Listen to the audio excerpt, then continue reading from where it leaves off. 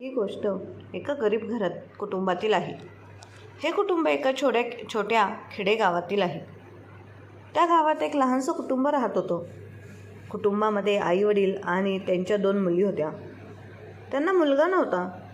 मोठ्या मुलीचे नाव रेखा होते. रेखा 18 वर्षांची झाली होती. तिचे शालेय शिक्षण पूर्ण केल्यानंतर ग्रॅज्युएशनच्या पहिल्या वर्षाला तिने प्रवेश घेतला होता. तिची धाकटी बहीण तिच्यापेक्षा 5 वर्षांनी लहान होती. त्यांचे वडील गावात काही पिढीजात जमिनीवर शेती करायचे आणि त्यांच्यावर त्यांचे घर चालायचे. मित्रांनो, कुटुंब खूप आनंदी होते. हळूहळू असाच वेळ जात होता आणि त्याच दरम्यान एके दिवशी दुपारच्या वेळेस रेखाच्या वडिलांकडे गावातील काही दबंग लोक येतात. ते त्यांच्याकडे येऊन म्हणतात, ज्या जमिनीवर तुम्ही शेती करता, उद्यापासून तुम्ही त्या जमिनीवर शेती करण्यासाठी जाऊ शकत नाही. हे ऐकल्यानंतर रेखाचे वडील त्यांना विचारतात, का भाऊ, ती जमीन तर माझी पिढीजात आहे आणि मी त्या जमिनीवर शेती करण्यासाठी का नाही जायचं? त्यावर ते दबंग लोक सांगतात, आता त्या जमिनीवर आम्ही शेती करू आणि जर तू त्या जमिनीवर गेलास तर माझ्या कुटुंबाला रातोरात गायब करून टाकू. तुझ्या कुटुंबाला रातोरात गायब करून टाकू आणि जर तू याची तक्रार कुठे करायचा प्रयत्न जरी केलास तर आमच्यासारखा वाईट कोणी नसेल. हे ऐकल्यानंतर रेखाचे वडील खूपच हैराण होतात आणि खोल विचारात पडतात. ते मनाशी विचार करतात, हे कसं शक्य आहे आणि माझ्याबरोबर काय चाललं आहे हे? हळूहळू संध्याकाळ होते. संध्याकाळी रेखाजी कॉलेजमधून परत आलेली असते. संपूर्ण कुटुंब एकत्र बसते. संपूर्ण कुटुंब एकत्र बसल्यानंतर रेखाचे वडील संपूर्ण कुटुंबाला ही गोष्ट सांगतात. तिथे रेखाची आई, रेखा आणि तिची धाकटी बहीण होत्या. ही गोष्ट सांगताना त्यांच्या डोळ्यात अश्रू होते. ते म्हणतात, हे लोक माझ्याबरोबर वागले नाहीत. त्यावर रेखाची आई रेखाच्या वडिलांना सांगते, असं करा, उद्या पंचायत बोलवा आणि पंचायतमध्ये गोष्ट सगळ्यांसमोर मांडा. त्यानंतर कोणीतरी आपली मदत करेल. एवढं मोठं गाव आहे. यानंतर रेखाचे वडील दुसऱ्या दिवशी पंचायत बोलवतात. पंचायतमध्ये सर्व लोकांना बोलावून त्यांच्यासमोर आपली गोष्ट सांगतात. ते म्हणतात, माझ्या पिढीजात जमिनीवर हे लोक कब्जा करण्याचा प्रयत्न करत आहेत आणि मला तिथे शेती करण्यास स्पष्टपणे बंदी घातली आहे. जशी ही गोष्ट पंचायतमध्ये सांगितली जाते, पंचायतमध्ये उपस्थित असलेल्या सगळ्या मान्यवर लोकांना त्या दबंग व्यक्तींची खूप भीती वाटत असते. तो व्यक्ती असाच होता की तो कोणाचंही ऐकत नसे. जो कोणी त्याला समजावण्याचा प्रयत्न करायचा तो त्याच्याशी खूप वाईट वागायचा. यानंतर पंचायतीमध्ये आलेल्या कोणत्याही व्यक्तीने रेखाच्या वडिलांची गोष्ट ऐकली नाही. तिथे तो दबंग व्यक्ती येतो ज्याने रेखाच्या वडिलांना शेती करण्यास मनाई केली होती. तिथे येऊन तो संपूर्ण पंचायतसमोर रेखाच्या वडिलांचा अपमान करतो. जसं तो त्यांचा अपमान करतो त्यानंतर रेखाच्या वडिलांच्या डोळ्यात अश्रू येतात आणि ते मनातून खोल विचारात बुडून जातात. पंचायत संपते. पंचायतीमध्ये कोणताही निर्णय झाला नव्हता. रेखाचे वडील पुन्हा त्यांच्या घरी परत येतात. आज रेखाची सुट्टी होती, त्यामुळे ती कॉलेजला गेली नव्हती. ते आपल्या वडिलांना घरी येताना पाहते आणि त्यांना विचारते, बाबा, पंचायतमध्ये काय निर्णय झाला? यानंतर रेखाचे वडील रेखाला काही न सांगता घराच्या आतमध्ये जातात. आपल्या वडिलांची अवस्था पाहून रेखा खूपच अस्वस्थ होते. कारण ती कॉलेजमध्ये शिकत होती आणि इतकी समजूतदार होती की तिला समजलं की बाबा कोणत्या तरी गोष्टीने खूपच अस्वस्थ झाले आहेत. त्यानंतर ती गावात येते. तिथे लोकांकडे विचारपूस करून वडिलांसोबत पंचायतमध्ये काय घडलं होतं याचा ती शोध घेते. सर्व लोक तिला सांगतात की तुझ्या वडिलांचा खूपच अपमान झाला होता आणि याच कारणामुळे ते खूप उदास झाले आहेत. पंचायतमध्येच ओक्साबोक्शी रडले होते. ही गोष्ट ऐकून रेखाला खूप वाईट वाटते आणि मनातून खोल विचारात बुडून जाते. हळूहळू संध्याकाळ होते. रात्री रेखा आणि तिची बहीण खोलीत झोपायला जातात. पण त्यांचे वडील आणि आई दरवाजाजवळ बसून एकमेकांशी बोलत असतात. रेखाचे वडील तिच्या आईला म्हणत होते, आज पंचायतमध्ये ते माझ्यासोबत जे घडले, जर माझ्या मुलीऐवजी माझा मुलगा असता तर असे झालंच नसतं. ही गोष्ट रेखा आतमध्ये बसून ऐकत होती. जशी ती ही गोष्ट ऐकते ती ओक्साबोक्शी रडायला लागते. कारण आज तिला जाणवले होते की ती एक मुलगी आहे, मुलगा नाही. तिचे वडील तिच्या आईला सांगत होते, जर माझा मुलगा असता तर तो माझ्या खांद्याला खांदा लावून उभा राहिला असता आणि त्या लोकांना मी बघून घेतले असते. मग बरोबर ही गोष्ट तिची आई ऐकते आणि म्हणते, काही हरकत नाही. अहो, देवाने आपल्या वाट्याला जे आणलं आहे ते आपण स्वीकारायला हवं. काही हरकत नाही. जर आपल्याला मुलगी आहे तर ती चांगलीच बाब आहे ना. ही गोष्ट तिची आई सांगते, पण रेखाला वडिलांनी आधी म्हटलेली ती गोष्ट खूपच बोचते. तिच्या मनाला लागते. तिला जाणवते की जर ती मुलगा असती तर ते तिच्या वडिलांच्या खांद्याला खांदा लावून उभी राहिली असते. रात्रभर रेखा याच गोष्टीचा विचार करत राहते. तिची धाकटी बहीण अजून लहान असल्याने ती झोपते, पण रेखाच्या मनात तीच गोष्ट परत परत येत राहते. दुसऱ्या दिवशी सकाळी तिला कॉलेजला जायचं होतं. ती तयार होते आणि कॉलेजसाठी निघते. पण कॉलेजमध्ये तिच्या मनात तीच गोष्ट सतत घोळत राहते. माझ्या वडिलांची पंचायतमध्ये इतकी बेइज्जती झाली. जर मी मुलगा असते तर माझ्या वडिलांच्या पाठीशी उभी राहिली असते. मी असे करत काही दिवस निघून जातात आणि काही दिवस रेखा कॉलेजमध्ये गप्प राहिलेली असते. ही गोष्ट तिच्या एका मॅडमला, तिचे नाव सुप्रिया मॅडम आहे, तिच्या लक्षात येतं. त्यांना एके दिवशी सुप्रिया मॅडम तिला लंच ब्रेकमध्ये जवळ बोलवतात आणि विचारतात, रेखा, तू वर्गात असतेस पण तुझं लक्ष वर्गात नसतं. काय झालं आहे? काही अडचण आहे का? मला सांगू शकतेस का? मी तुझी शिक्षिका आहे. हे ऐकल्यावर रेखा एकदम ओक्साबोक्शी रडू लागते आणि सुप्रिया मॅडमच्या गळ्यात पडते. गळ्यात पडून ती ढसाढर रडत होती. सुप्रिया मॅडम तिला शांत करतात आणि विचारतात, मुली, शेवटी काय झालं आहे मला सांग.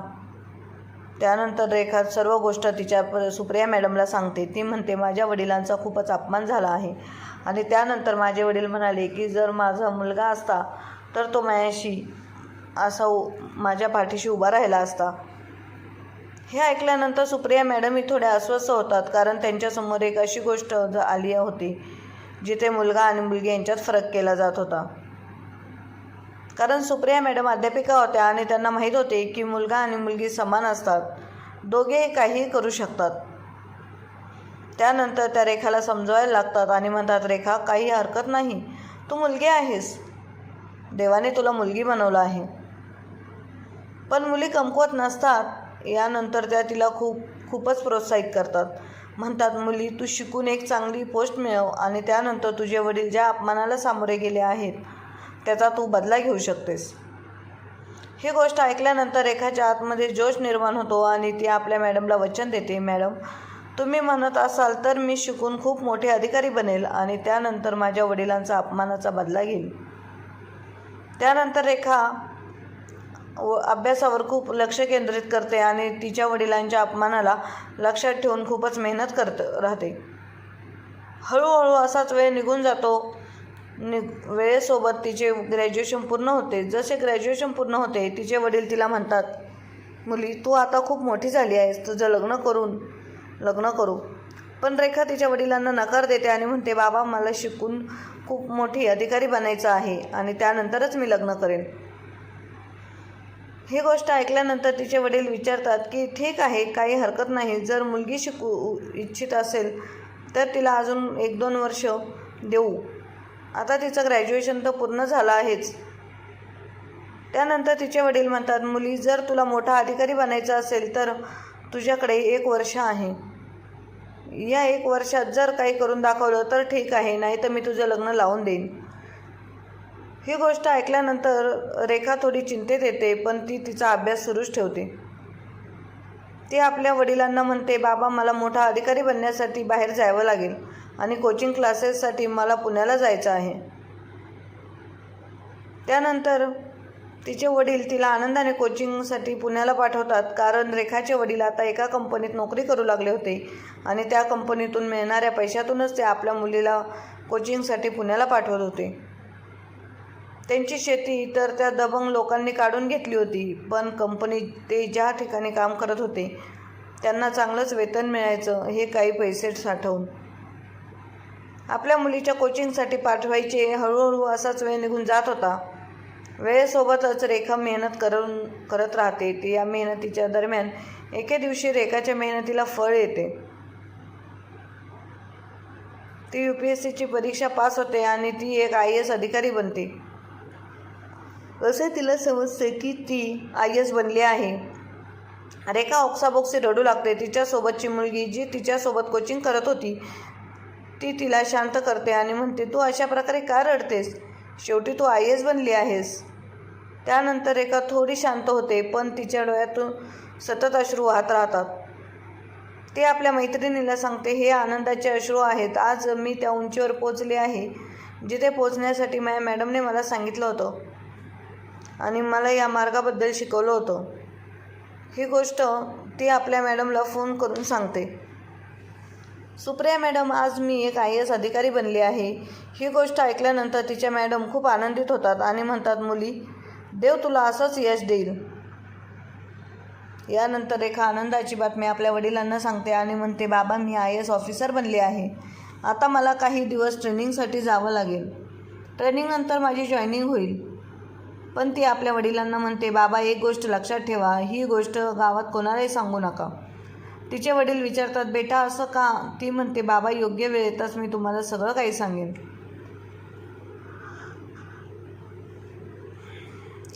त्यानंतर तिचे वडील गावात कोणालाही काही कळू देत नाहीत की त्यांची मुलगी रेखा ही एक IAS अधिकारी बनली आहे.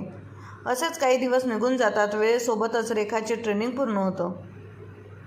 रेखाच्या जॉईनिंगला अजून थोडा वेळ होता. जॉईनिंगपूर्वी काही दिवस राहिले होते. त्यावेळी ती आपल्या घरी परत येते. घरी आल्यावर जसं ती घरात प्रवेश करते, तिचे आई वडील तिला बघून ओक्साबोक्शी रडू लागतात. कारण त्यांची मुलगी मागील एका वर्षात घरी आली नव्हती. मित्रमैत्रिणी रेखा जेव्हा अभ्यास करत होती तिला हे काही माहीत नव्हतं की बाहेर कोणता ऋतू चालू आहे. दिवस आहे की रात्र, तिने दिवस रात्र मेहनत केली आणि या उंचीवर पोचली. ती घरी असते.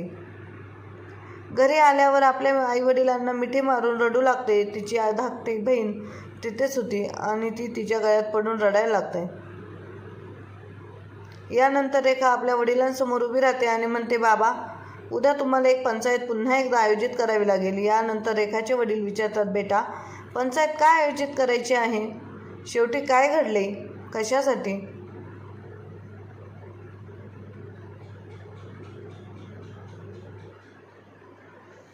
तेव्हा रेखा म्हणते, बाबा, तुम्हाला तो दिवस आठवत नाही का, ज्या दिवशी तुम्ही बोलवली होती आणि त्या पंचायतमध्ये तुमचा अपमान केला गेला आहे. आपली जमीन देखील त्यांनी हडप केली होती. ही गोष्ट ऐकल्यानंतर रेखाच्या वडिलांच्या डोळ्यातून पुन्हा आनंदाचे अश्रू वाहू लागतात आणि ते रडू लागतात. आणि ही गोष्ट बघून संपूर्ण कुटुंब पुन्हा रडायला लागतं. तेव्हा आपल्या वडिलांना मिठी मारून त्यांना सांत्वन देते. रेखा रडत रडत आपल्या वडिलांना म्हणते, बाबा, मला तुमच्या अपमानाचा बदला घ्यायचा आहे आणि याच कारणामुळे तुम्हाला पुन्हा पंचायत बोलवावी लागेल. ही गोष्ट ऐकल्यानंतर रेखाची आई तिला थांबवते आणि म्हणते, बेटा, काही हरकत नाही, तू यशस्वी झालीस. आमच्यासाठी एवढेच खूप आहे.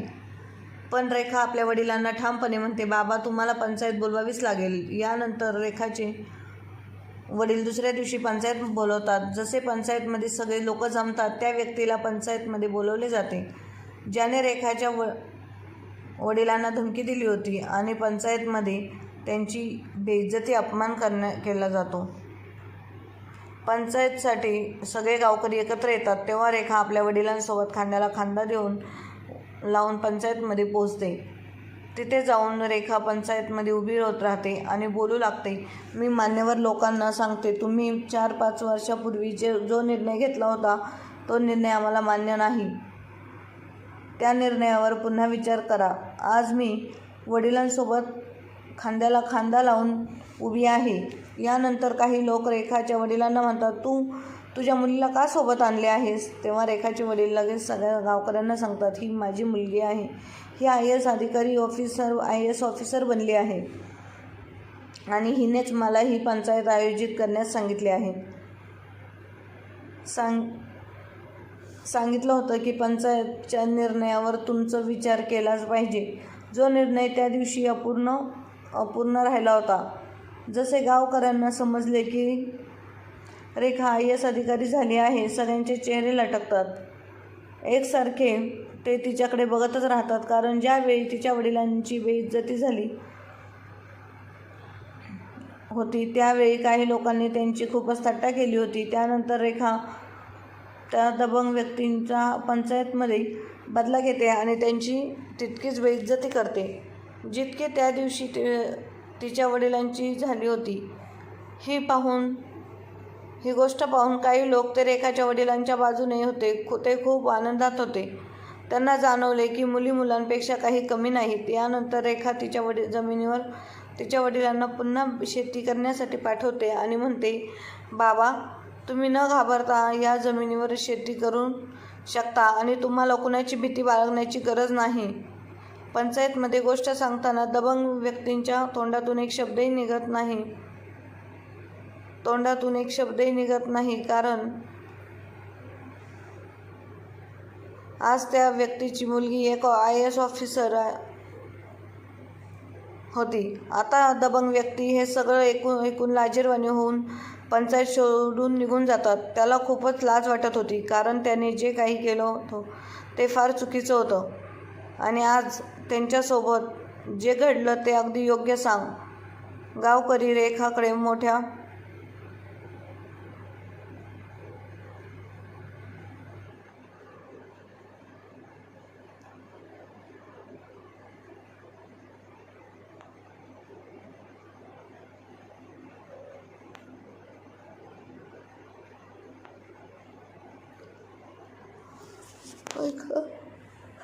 त्याला खूपच लाज वाटत होती, कारण त्याने जे काही केलं होतं ते फार चुकीचं होतं आणि आज त्यांच्यासोबत जे घडलं ते अगदी योग्य आहे.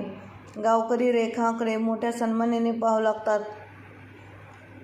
त्यानंतर ती आपल्या वडिलांना घरी परत जाते. घरी गेल्यावर तिच्या आईवडिलांसमोर आणि तिच्या धाकट्या बहिणींसमोर आणि रेखा आपल्या वडिलांना म्हणते, बाबा, जर मी तुमची मुलगी आहे तर मी मुलांपेक्षा कमी नाही. ही गोष्ट ऐकल्यानंतर तिचे वडील पुन्हा ठाऊक होतात आणि म्हणतात की, मुली, मी तुला कधी सांगितलं होतं की तू मुलगी आहेस आणि मुलांपेक्षा कमी शिकली आहेस. रेखा सांगते की त्या रात्री तुम्ही आणि आई जे काही बोलत होतात ते मी यातून सगळं ऐकू सांगते.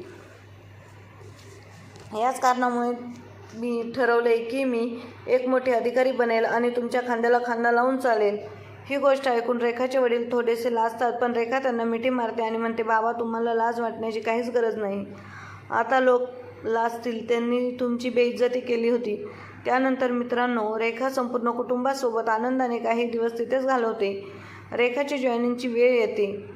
रेखाची पोस्टिंग एका दूरच्या जिल्ह्यात होते. पोस्टिंगनंतर रेखा तिचं काम एका मोठ्या प्रामाणिकपणे आणि निष्ठेने करते. एके दिवशी ती तिच्या जिल्ह्याच्या कलेक्टर साहेबांना सांगते आणि त्या लोकांविषयी माहिती देते. हे लोक खूप चुकीचं काम करतात आणि त्यांच्या विरोधात कठोर कारवाई झाली पाहिजे.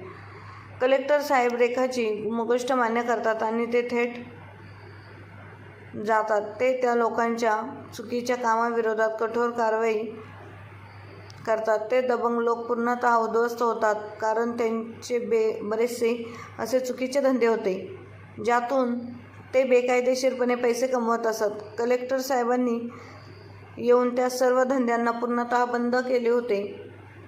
त्यांना समजते की त्यांच्यासोबत जे काही घडत आहे ते त्या जमिनीमुळे घडत आहे, ज्या जमिनीसाठी त्यांनी आज